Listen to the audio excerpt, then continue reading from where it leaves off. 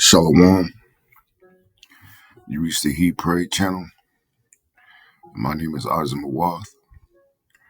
But first and foremost, I want to say call Halagim, Yahweh, Bahashem, Yahweh Shai, Bahashem, Haruchakodash. Double honors to the apostles and elders, 7:13:19, where I learned this truth from, who rule well. Salutations to the Bakyar, the elect, the 144,000. That's 12,000 men from each of the 12 tribes of Israel. The 12 tribes of Israel consist of you so-called blacks, Latinos, and indigenous of America. The 144,000 being the governing body within the one-third. The rest of the one-third comprises of elect men, women, and children. Shalom to those Israelites scattered due to the diaspora and also the triangular trade. So our people come looking like different ethnicities, having various complexions. So this is not a black thing. We're not the black Hebrew Israelites. We're just Hebrew Israelites.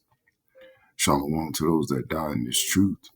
It says the dead should be raised up first. Those that will be accompanying Yahushua in his return, including our King Mashal, who is King David. And as always, it's honor and blessing, honor and privilege to continue to do this work. The water Yahweh Ba'ashim Yahushua for answering my prayers and permitting me to do such. Baba Kashal Yahweh Ba'ashim Yahushua allowed us to be an edifying lesson to at least one member of the elect. This video topic has been on my mind for a few days, but it's going to be a short video and it's not something super deep or anything like that. You know, it's just further proof that these scriptures are not no fairy tale, man. You know, these scriptures are manifest reality. You know, so this is what I wanted to do.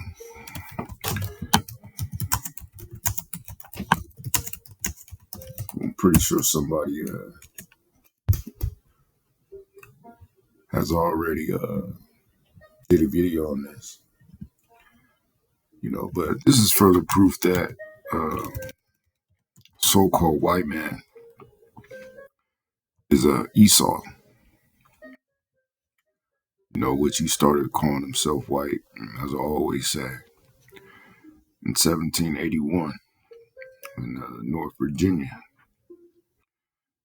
You know, but going back to the stories, or the account, I should say, because it actually happened, of, I guess, the upbringing of Jacob and Esau and the spirit that Esau had. But I'll just start at verse 22. This is Genesis chapter 25, verse 22. And the children struggled together within her. And when you struggle with something or someone, it means, you know, you're in a fight.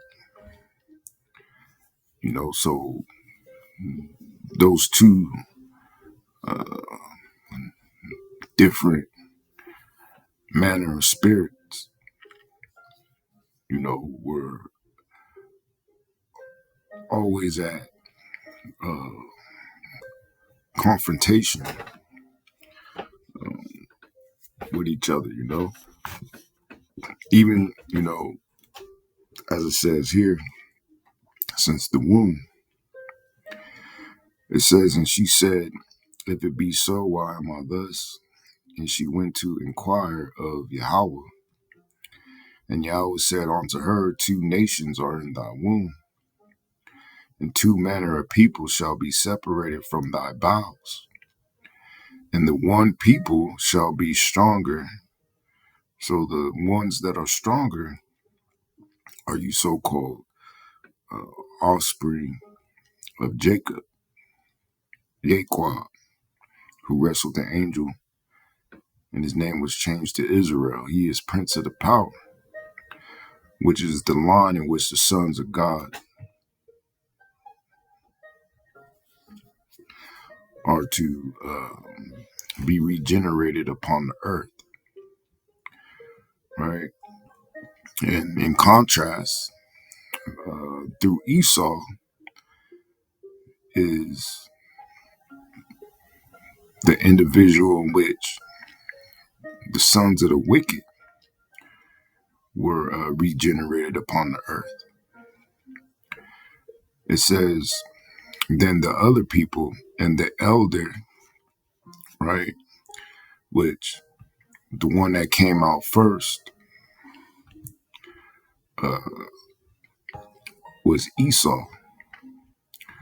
And that was very symbolic, spiritually symbolic, because it symbolized the coming second death, as Eden has already experienced uh, the first death, which was by water, which was by a flood, which, these nations, they all have accounts of it. It just so happens that, the Bible is the account written of you so-called blacks, Latinos, and indigenous, which words were stolen from you, which was your history, and it was given back to you, but with a sort of changing of places, as, the heathen sought to paint his likeness and, change things around so you will be distant or distanced from the names of Yahweh while Yahweh Shai, man. That's why they have you people calling on so-called Jesus, which we know his name wasn't Jesus, and he wasn't a so-called white man. The Romans were the ones that were in power at that time. Also, the Herodians, which were Edomites, and those Edomites, they didn't kill their own, man. Mind you, they always carried that long-lasting hatred, which is in their spirit, going back to um, the two manner of people struggling in her womb. But this is Second Ezra chapter 6, verse 7. It says, then answered I and said, what shall be the parting asunder of the times, or the age? Or when shall be the end of the first, and the beginning of it that followeth? And he said unto me, from Abraham unto Isaac, when Jacob and Esau were born of him. So going back to Genesis, the 25th chapter, Jacob's hand held first the heel of Esau. So Esau was the elder. He was the firstborn. And this was symbolic. Verse 9, it says, for Esau, the so-called white man, is the end of the world. He's the end of this age, because we're in the time of the Gentiles. This is the Gentiles, these heathen nations. This is their heaven. This is their kingdom. That's why it says in the scriptures that we're not for his turn. It says in Jacob, which is you so-called blacks, Latinos, and indigenous, is the beginning of it that followeth, meaning you're going to be the next rulers of the earth. You know, right now we're in the time of the Gentiles being led by the Edomites, who is our pretty much our uncle, you know, our forefather's twin brother. It says, for Esau is the end of the world. So the Edomites will be ruling at this time because we're at the end of the world. That's what people collectively, you know, come to agreement with, that we're at the end. And, you know, if you have a spiritual eye, you see the signs. You know, one main sign in particular is, you know, all the men from these different tribes going out there on the highways and hedges preaching his word, right? That's an omen in itself. It says, and Jacob is the beginning of it that followeth. So we're at the time in which you so-called blacks, Latinos, and indigenous are going to be ruling over your oppressors, right? But going back, which I wanted to get another scripture. I believe it's the 3rd chapter.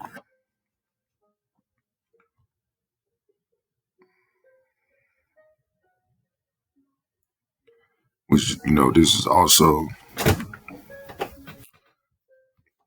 going back to Esau, because he's considered as a child,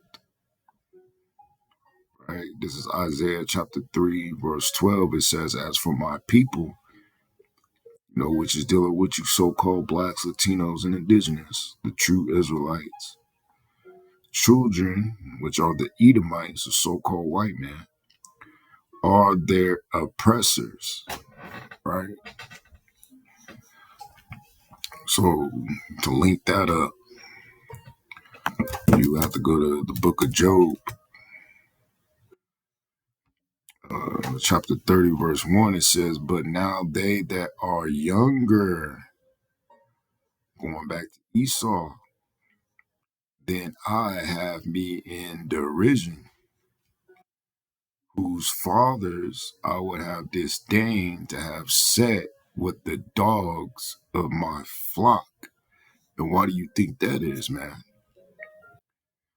You know, when you think of bestiality, what nation of people, you know, first comes to mind? You know, you already have, you know, your stereotype dealing with what nation, you know,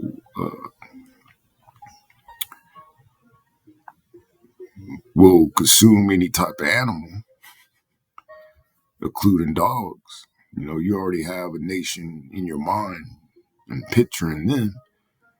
But what nation would you wouldn't, or was that a word? What nation would you wouldn't want your dogs to be around, man?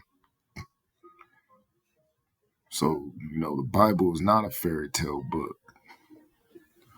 Verse 2, it says, yeah, whereto might the strength of their hands profit me, in whom old age was perished.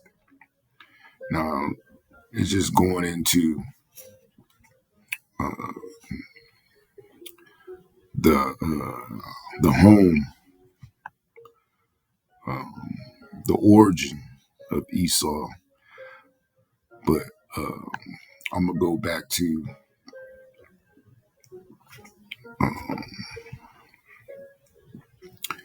Isaiah chapter 3, verse 12. It says, as for my people, children are their oppressors, right? So we already established that. And women rule over them, right? And, you know, going back to the garden, you know, the deal that the serpent had with Eve. Now in these times, Satan gave Eve her little pedestal, as this society is more centered around a matriarch where, the woman is the one that is leading the household. But when you go to, I believe, the book of Sirach, um, let me see,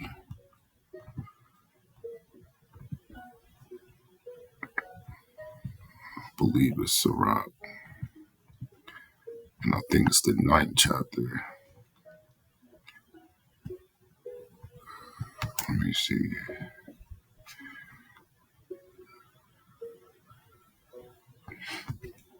No, that's not it. Maybe the 3rd. Right. So I'm just gonna get to the point. This is the book of Sirach, or Ecclesiasticus, chapter 3, verse 9. It says, "For the blessing of the father establisheth the houses of children." So you need that foundation of a man to establish that building, that house, that tabernacle, to rear your children. And when you go into the word children, it's plural, actually, meaning sons. It says, "But the curse," so going back to the curse of the mother, rooteth out foundations, right? And even going into these times, man, these women talk about they don't need no man, right?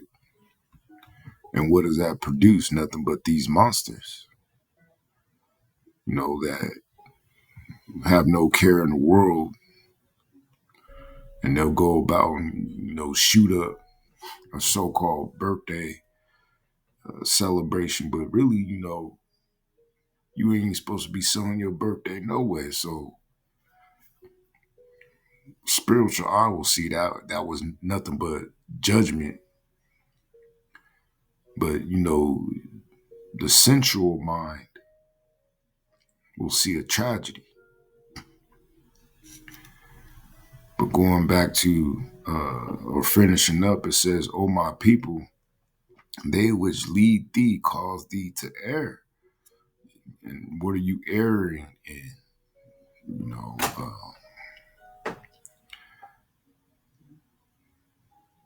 Basically disobedience, man. Causing you to transgress the law, statutes, and commandments of Yahweh Ba'ashem Yahushua. It says, "And destroy the way of thy paths," because you will want to be led down the righteous path. But the majority of these women, what do they got? They got these niggas' heads in a noose. They got strings attached to their limbs. They puppeteering them. So a lot of these individuals, they let these women rule and dictate everything that they do and destroy their path. Because a woman ain't trying to surrender her man to anything else but herself.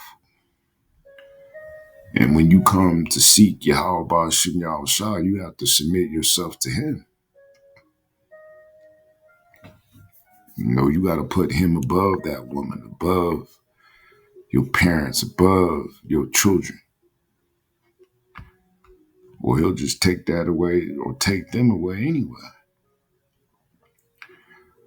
Going back to Genesis chapter 25, verse 24, "When her days to be delivered were fulfilled, behold, there were twins in her womb.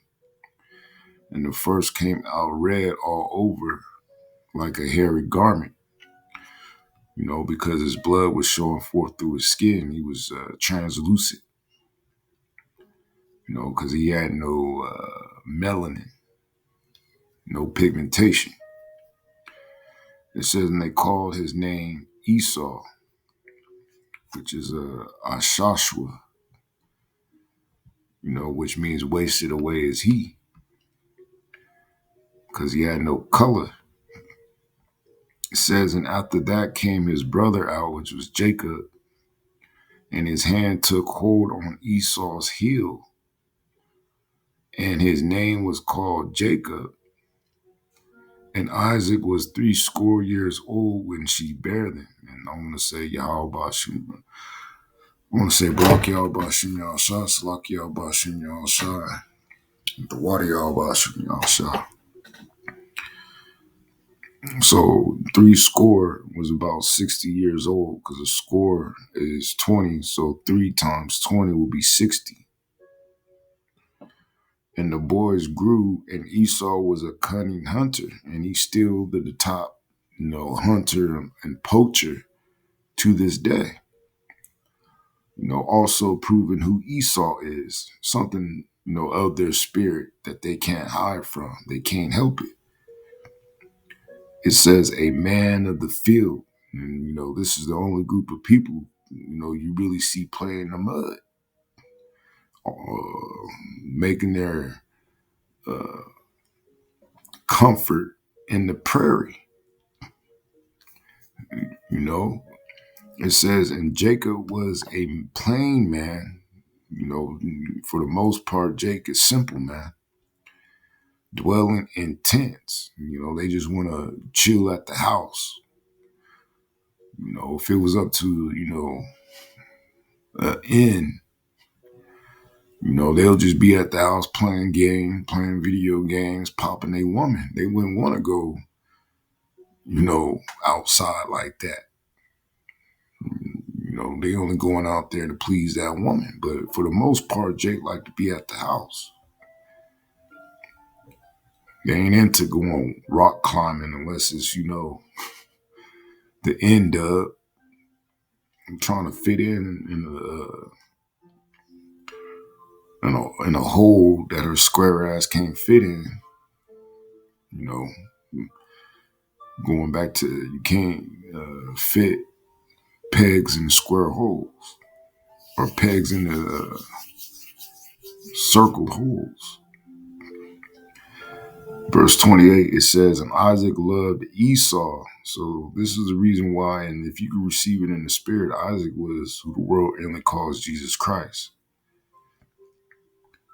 which we know as Yahweh Shai. But he said, and Isaac loved Esau, so he loved Esau. But for what? What was the reason why he loved him? Because it doesn't say any other reason but this. It says because he did eat of his venison. And then, you always hear that saying,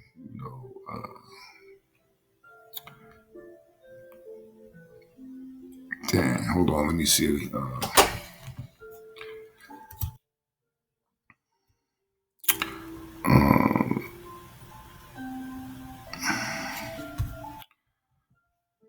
Trying to get it correct though.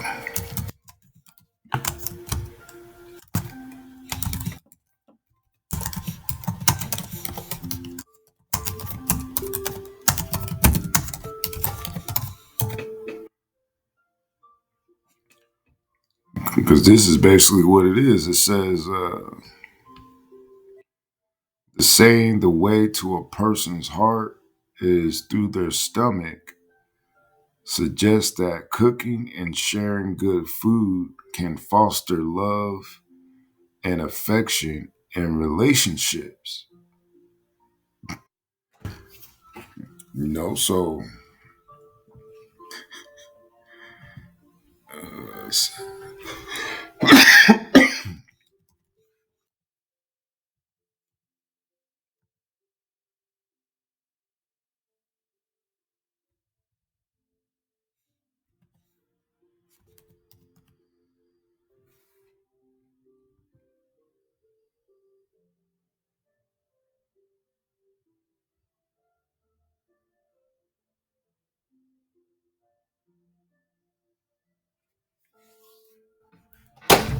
So, yeah, basically, this is what Esau did with his pops Isaac, man. Serenade, but instead of using music, he used that food, man,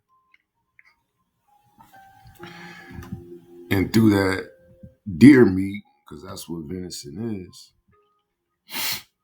You know, that's how he got to Isaac's heart because he did love his venison, right?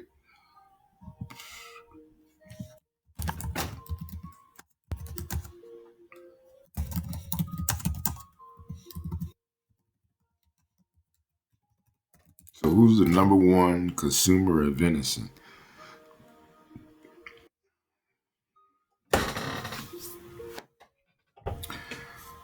It says, here's a clear, search grounded answer we can give based on the available data. Who is the number one consumer of venison? The search results don't directly list a single top consumer nation, but they do give us enough context to identify the most likely answer. Key facts from search: only 2 to 4% of Americans eat venison annually. Venison consumption is heavily tied to hunting cultures rather than commercial meat markets.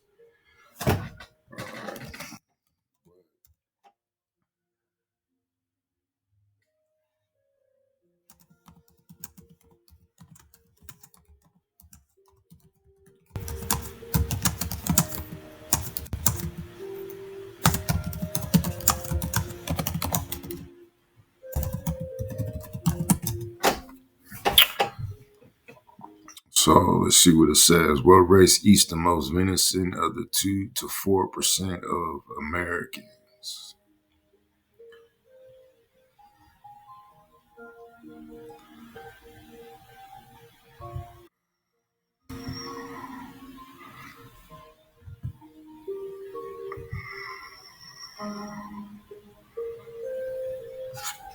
Let's see. Now it's acting weird.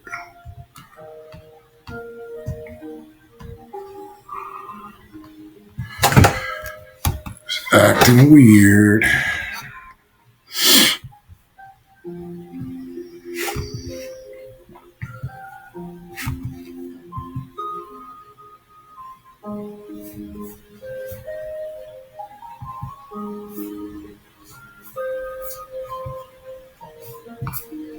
Yeah.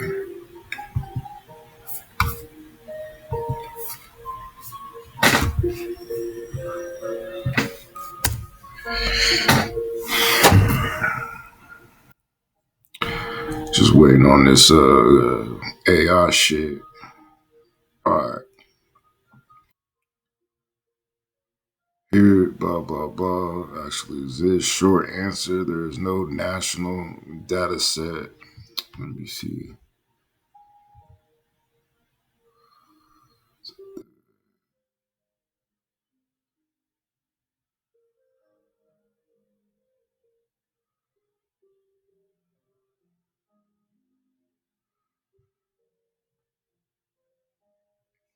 Um,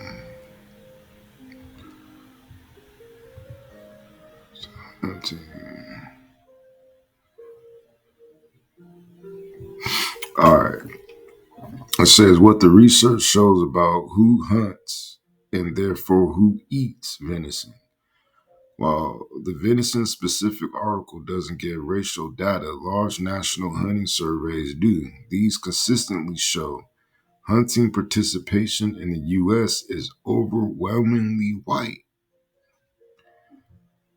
Going back to one of his characteristics of being a cunning hunter, a man of the field, right?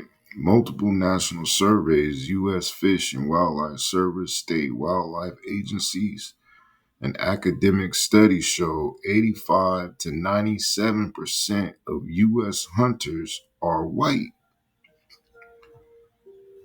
Black, Hispanic, Asian, and Native American hunters make up a much smaller share of licensed hunters. Because most venison is consumed by hunters and their families, the demographic pattern of venison consumption mirrors the demographic pattern of hunting. So the best evidence-based conclusion is white Americans consume the majority of venison in the U.S., not because of cultural preference, but because they make up the overwhelmingly majority of hunters. Why is that? Because it's all spiritual, man. And that's something that this world will never understand. Uh,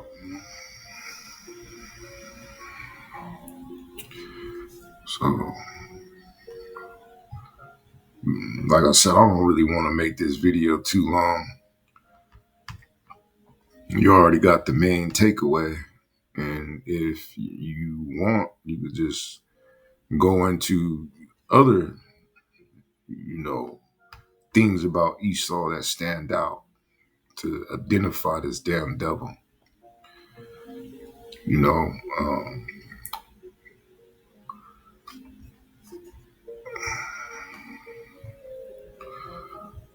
uh, I'm just gonna finish up the chapter.